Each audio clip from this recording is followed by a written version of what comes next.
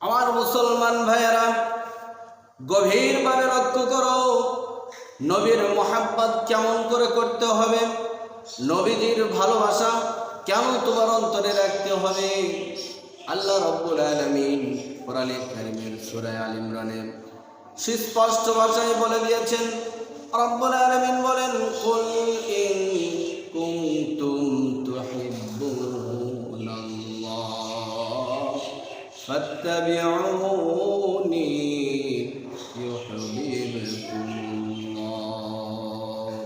ওয়া ইয়াগফির লাকুম যুনুবাকুম ওয়াল্লাহু গফুরুর রহিম। চিৎকার দিয়ে বলি আল্লাহু আকবার। ভাইরা আমার, বন্ধুরা আমার, রব্বুল আলামিন বলেন, হাবিব আপনি বলে দিন, দুনিয়ার মানুষ যেন, আপনার উম্মতেরা যেন আপনাকে মোহাব্বত করে ভালোবাসে। তারা যদি আপনাকে ভালোবাসে, তারা যদি আপনাকে মোহাব্বত করে, প্রকারান্তরে আমি আল্লাহকেই মোহাব্বত করা হয়ে যাবে। আমি আল্লাহকে যারা মোহাব্বত করতে চায়, তারা যেন আপনাকে ভালোবাসে, তারা যেন আপনাকে মোহাব্বত করে।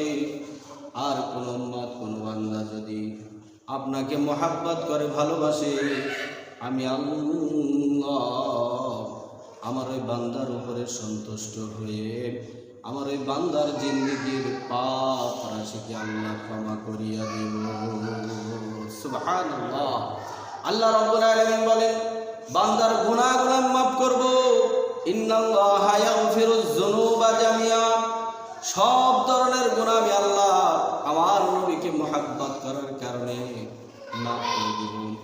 সুতরাং ওই নবীর মোহাব্বত কলিজায় যদি স্থান না পায়, কোনো ব্যক্তি মুমিনে কামেল হতে পারবে না।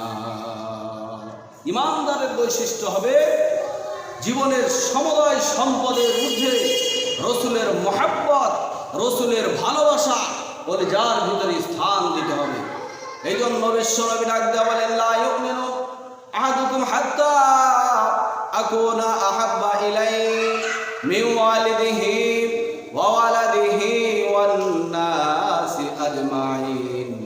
আল্লাহর নবী বলেন, আমার উম্মতেরা শোনো, লা ইউমিনু, তুমি কঠিন কালেও মুমিন হতে পারবে না, কোনোদিন তুমি মুমিনে কামেল হতে পারবে না যতক্ষণ পর্যন্ত মিন ওয়ালিদিহি ওয়া ওয়ালাদিহি ওয়ান নাসি আজমাইন,